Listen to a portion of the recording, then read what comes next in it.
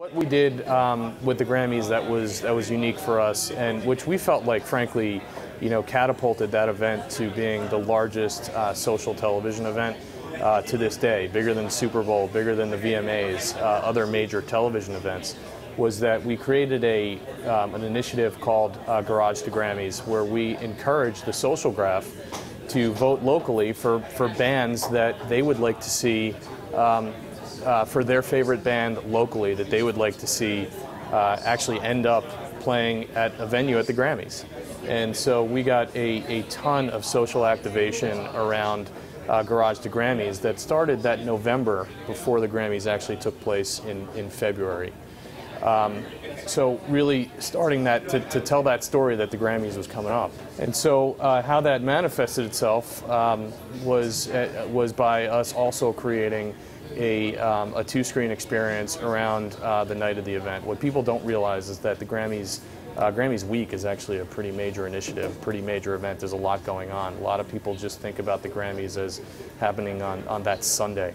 And so what we were able to do with our two-screen experience was create access to a lot of the major events that were happening during that week that led up to the big event that day. We provided exclusive access to concerts, talent, things of that nature, which people ordinarily haven't had a chance to see. And then the day of the event, we provided different camera angles, the ability to see different access points throughout the event while it actually was taking place live, which was something that we hadn't done before and proved to perform real well for us.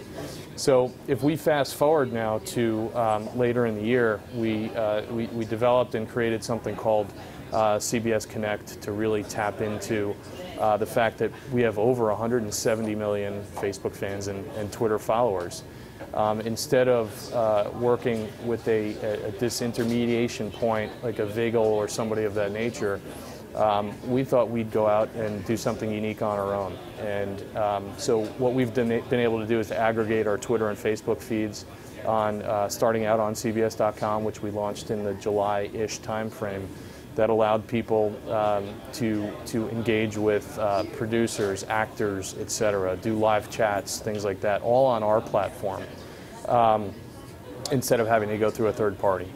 So fast forward to what we're doing in fourth quarter, and we recently launched an NCIS LA two-screen app that is going to really tap into the social graph by providing exclusive content, engaging experiences around that particular show that's going to enhance what we're doing around that show and that ultimately that viewer experience. So we're really excited about that. And what's the opportunity for brands?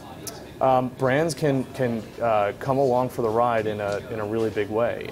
In terms of, the secret sauce we like to talk about with brands, and frankly brands bring to us all the time, is the idea of enhancing an experience or bringing a level of exclusivity to a consumer.